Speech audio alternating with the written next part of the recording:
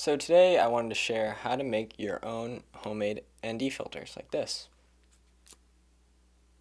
Now I love small compact cameras. They've gotten really powerful nowadays, but something that's very difficult to achieve on them is the proper 180-degree rule, where basically you get the proper motion blur that you see in movies and real life.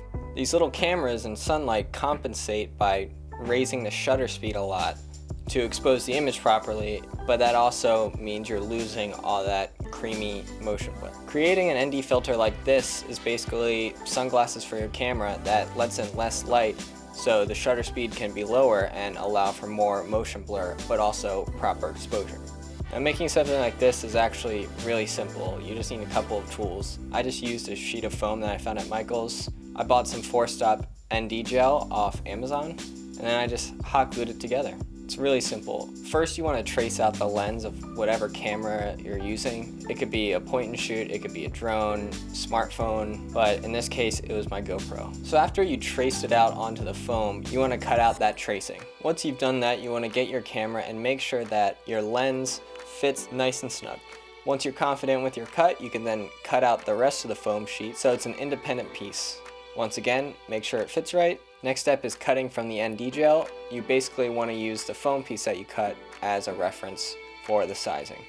Next up is the hot glue. I basically put a ring of hot glue on the piece of foam that I cut and then laid the ND sheet on top.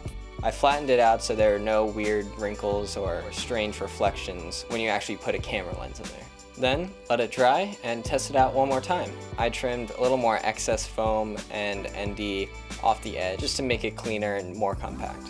And then boom, you're done. You have a ND filter custom fit to any of your camera lenses, and it fits nice and snug. Again, this is great for drone videography and even cameras like the older RX100s or the new ZV-1 that has built-in ND filters but that aren't strong enough on their own to fight direct sunlight. So let's test it out. Here's some footage from the GoPro without the ND,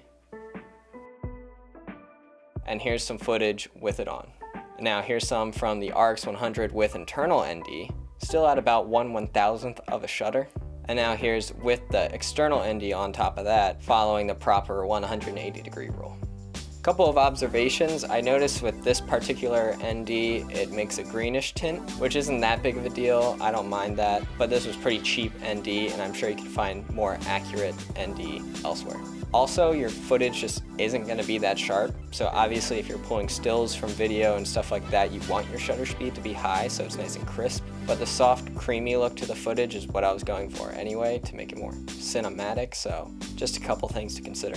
Overall, I think this is great. I have them for my GoPro, I made them for my RX100 and ZV-1, and I think ND and some foam is definitely worth buying just to create filters for whatever camera you have in a pinch.